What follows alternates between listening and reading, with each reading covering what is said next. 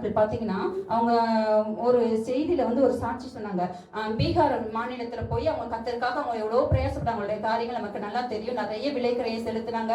கத்தருக்காக எவ்வளவோ அவங்க பாடுகள் பட்டாங்க. இன்னைக்கு அவங்க ஊழியம் வந்து மிகப்பெரிய ஒரு ஊழியமாக ஆசீர்வதிக்கப்பட்ட ஒரு ஊழியமாக இருக்குது. அப்போ ஒரு முறை பாத்தீங்கன்னா அவங்களுடைய சொந்த ஊர்ல இருக்கிறதான ஒரு சபையில வந்து பாத்தீங்கன்னா அவர் ஏற்கனவே போய் கொண்டிருந்த சபை. அந்த சபையில அவங்க இருந்து சில சாட்சிகளை சொல்லி பல வருடங்களுக்கு முன்பதாக நடந்த ஒரு காரியம் சாட்சிகளை அவர் வந்து சொல்லி கத்தரை மகிமைப்படுத்தி கொண்டிருக்கும் போது அந்த சபையினுடைய மூப்பர் பாத்தீங்கன்னா ரொம்ப கண்ணீரோடு அழுது கொண்டிருந்தாராம். முடிச்ச உடனே இவர் கையை பிடிச்சு அவர் வந்து கொஞ்சம் ஏஜ் அந்த சபையினுடைய மூப்பர் வந்து கொஞ்சம் வயதானவர். அப்ப இவர் வந்து வாலிபனா இருந்த நாட்கள் இவருடைய கையை பிடிச்சிட்டு அவர் அழுதுட்டு ஒரு வார்த்தை சொன்னாராம், நீ நிக்க வேண்டிய இந்த இடத்துல நான் நிக்கணும், நிக்க வேண்டிய இடத்துல நான் நிக்கணும், ஆனா நீ இப்ப நின்றுட்டு இருக்கன்னு சொன்னாராம். இவருக்கு ஒண்ணுமே புரியல. என்ன அங்கிள் ஏன் அப்படி சொல்றீங்க அப்படின்னு சொல்லும்போது அவர் சொன்னாராம், முதல்ல பீகாருக்கு போன்னு சொல்லி கத்தர் என்கிட்ட தான் ஆண்டவர் பேசினாரு. நான் வந்து நான் படித்து முடித்து நான் வாலிபனா இருந்த நாட்கள கத்தர் என்னோட தெளிவா பேசினார். அவர் சபையில இருந்து மூப்பர் அவரு என்கிட்ட ஆண்டவர் தெளிவா பேசினாரு. நீ பீகார் மாநிலத்துக்கு போய் ஒரு மிஷினரியா போய் என்னுடைய ஊழியத்தை நீ செய்யணும்னு சொல்லி சொன்னாரு.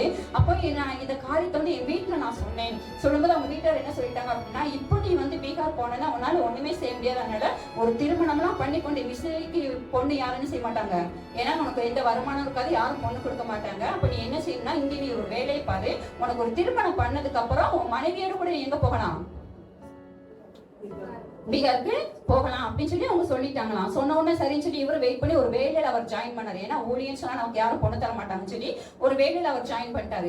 ஜாயின் பண்ணதுக்கு அப்புறம் பாத்தீங்கன்னா அவருக்கு திருமணம் பண்ணி வச்சாங்க. திருமணம் பண்ணி சொன்ன மனைவிட்டு அவர் சொன்னாரேமா, கத்தர் வந்து என்ன பீகார் மாநிலத்துக்கு ஒரு மிஷினரியா போக சொல்லி இருக்கிறாரு, அதனால நான் போறேமா சொல்லும்போது மனைவி சொன்னாங்க, இப்பதானே நான் வந்து எனக்கு மொழியும் தெரியாது ஒண்ணுமே தெரியாது, புதுசா நம்ம போய் என்ன செய்ய போறோம், அதனால கொஞ்ச நாள் நம்ம இருந்து அதுக்கப்புறம் நம்ம போலாம், வேலையெல்லாம் விட்டுட்டு நம்ம போலாம்னு சொல்லி மனைவி சொல்லியிருந்தாங்க. ஆனா பாத்தீங்கன்னா அந்த திருமணமான அந்த நாட்களே பார்த்தா அந்த சகோதரி கன்சீவ் ஆனாங்க. அப்ப அவங்க சொல்லிட்டாங்க, கன்சீவ் ஆனதோட போய் நம்ம என்ன செய்யணும், இருக்க முடியாது, ஒரு குழந்தை பிறந்ததுக்கு அப்புறம் நம்ம என்ன செய்வோம், போவோம்னு சொன்னாங்க. இப்படியே பார்த்தீங்கன்னா நாட்களை கடத்தி கொண்டே போனாங்க. ஒரு குழந்தை பிறந்தது, கை குழந்தைய வச்சு நம்ம மேனேஜ் பண்ண முடியாது. கொஞ்ச நாள் அவருக்கு பிள்ளை பெருசா விட்டாங்க, அதுக்குள்ள 2வது குழந்தை பிறந்தது.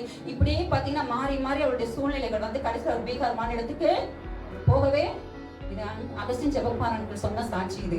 இன்னைக்கு வந்து நீ வந்து உனக்கு கத்தருடைய அழைப்பு வந்த உடனே நீ அதுக்கு என்ன செஞ்சுட்ட, கீழ்ப்படிஞ்சு நீ உடனே போயிட்ட. கத்தர் உன்னை பயன்படுத்தி இவ்வளவு தூரம் ஆண்டவர் உயர்த்தி வச்சிருக்கிறாரு. ஆனா எனக்கு அந்த அழைப்பு வந்த போது நான் என்ன செஞ்சுட்டேன், அந்த அழைப்பை அந்த அழைப்பை வந்து நான் வந்து உதாசீனப்படுத்திட்டேன், நஷ்டப்படுத்திட்டேன். காரணம் என்ன அப்படின்னா, அங்க போனா நம்மளால சர்வே பண்ண முடியாது, வாழ முடியாது அப்படின்னு சொல்லிட்டு என்னுடைய இந்த தேவைகளை மனசுல வச்சுட்டு என்னுடைய குடும்ப சூழல காரணம் காட்டி நான் போகாம அந்த அழைப்பை நான் என்ன செஞ்சுட்டேன், நான் விட்டுட்டேன். ஆனா நீ கீழ்ப்படிச்சு போனால கத்தர் ஒன்னு ஆண்டவர் இந்த அளவுக்கு ஆண்டவர் உயர்த்தி வச்சுட்டான்னு சொல்லிட்டு அவர் சொன்னாரா, எனக்குள்ள ஒரு பெரிய குற்ற உணர்வு, நான் செத்தா பரலோகம் போகிற நம்பிக்கை எனக்கு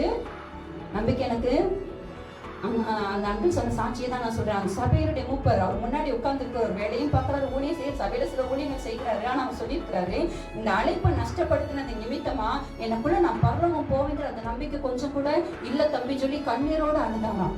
யோசித்து பாரு, இன்னைக்கு நம்ம எப்படி இருக்கிறோம், கத்தனைக்கு